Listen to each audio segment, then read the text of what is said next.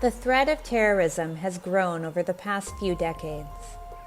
India, unfortunately, has been a victim to many attacks and has experienced a serious loss of life and property in senseless violent explosions. New Delhi, alongside like-minded partners, remains committed to highlighting the threats that terrorism poses to global security.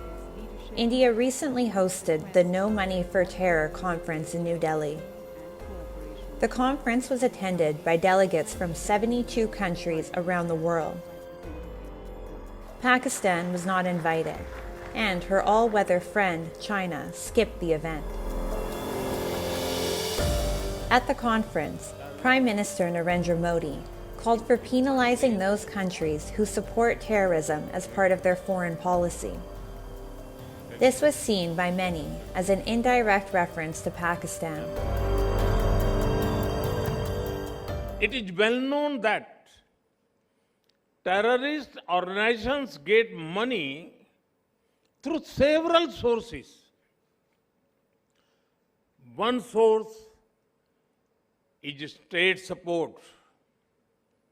Certain countries support terrorism as part of their foreign policy. They offer political, ideological, and financial support to them.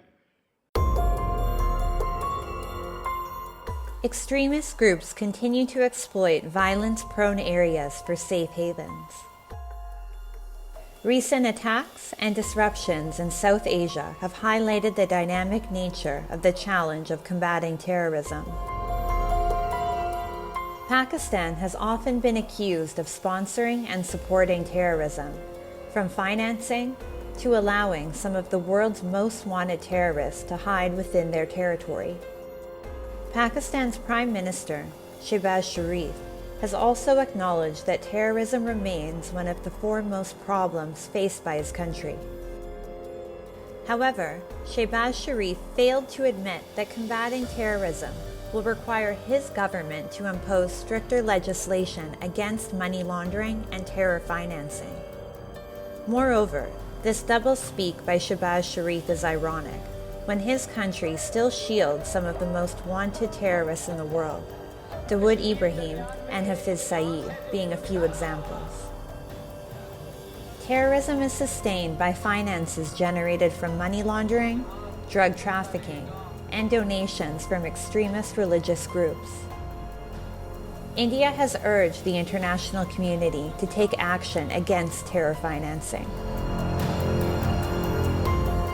India, along with like-minded partners, will remain committed and energetic to highlight the existential threats that terrorism poses to global security and stability.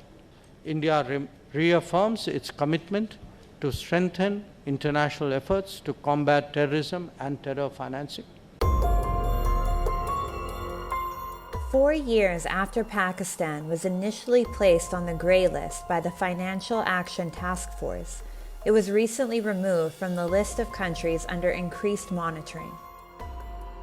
Despite this removal, many experts believe that Pakistan simply was able to check the correct bureaucratic boxes, and that there is ample evidence that Islamabad has only made limited progress on curtailing terror financing.